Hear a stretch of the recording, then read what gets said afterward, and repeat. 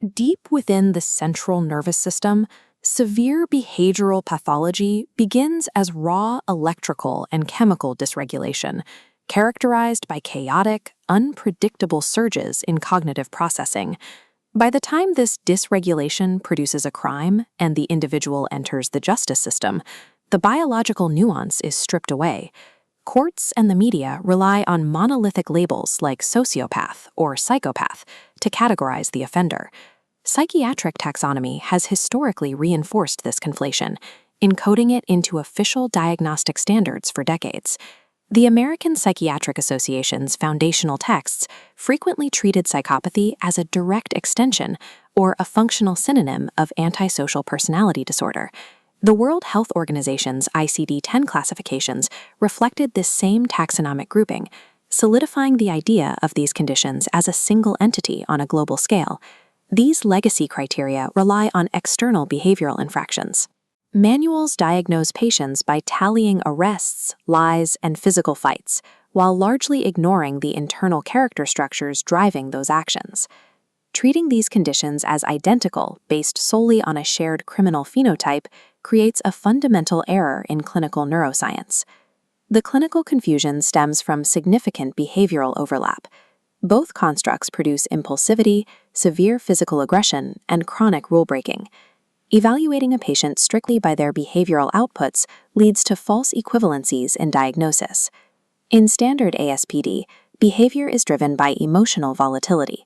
These individuals exhibit reactive aggression, striking out in immediate response to environmental stressors. Psychopathy is defined by distinct affective deficits, interpersonal callousness, a lack of remorse, and a profound constitutional fearlessness. While two patients may exhibit identical external outputs, such as violent crime, they are often driven by entirely distinct internal mechanisms.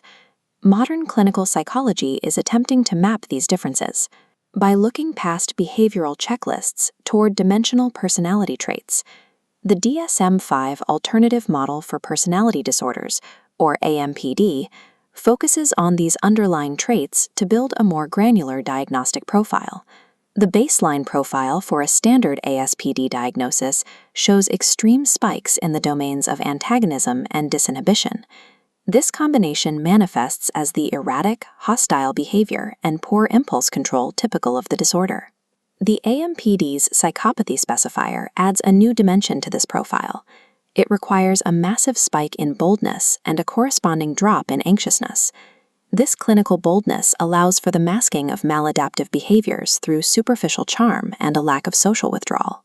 This profile is often linked to semantic aphasia, the psychopathic inability to process the actual meaning or weight of emotional experiences. These traits shift the nature of violence from the reactive, impulsive strikes of ASPD to the instrumental, premeditative aggression characteristic of psychopathy. The AMPD framework demonstrates that psychopathy is a distinct configuration requiring a specific, cold-blooded affective profile. Beyond just trait theory, neurobiological data shows how these two groups process their environment in entirely different ways. A study led by Dr. Hang-Jung Mars used functional MRI to track how antisocial populations respond to social threat. Patients were tasked with classifying facial emotions, specifically focusing on angry and provoking faces designed to trigger the autonomic nervous system. The data for the ASPD cohort revealed intense right amygdala hyperactivity. Their brains registers a severe neurological reaction to the presence of an angry face. This hyperreactivity directly correlates with the impulsive, emotionally dysregulated aggression seen in the disorder. The psychopathic cohort showed the exact opposite response. When exposed to the same threat, their amygdala remained muted and hypoactive. This low autonomic reactivity provides the biological basis for the fearless and calculated nature of psychopathic behavior. Identical violent outputs can be caused by an overactive threat response in one patient and an underactive response in another. Relying solely on behavioral history obscures the biological divide between an oversensitive brain and a disconnected one. The permanent structural morphology of the brain further emphasizes this distinction. A meta-analysis by Dr. John Tully tracked volumetric brain abnormalities across the antisocial spectrum, noting general reductions in gray matter and amygdala volume compared to healthy controls. However, the data contains a critical anomaly, a significant increase in statistical variability within the antisocial group itself. This high variance is the physical evidence of clinical heterogeneity. The antisocial brain does not exist as a single structural type. The brain of an ASPD patient without psychopathy is structurally distinct from the brain of one who meets the psychopathy criteria. The existence of this structural diversity suggests that the antisocial spectrum is too heterogeneous to be captured by a single diagnostic term. This biological divide has immediate consequences for how these patients are treated in a clinical setting.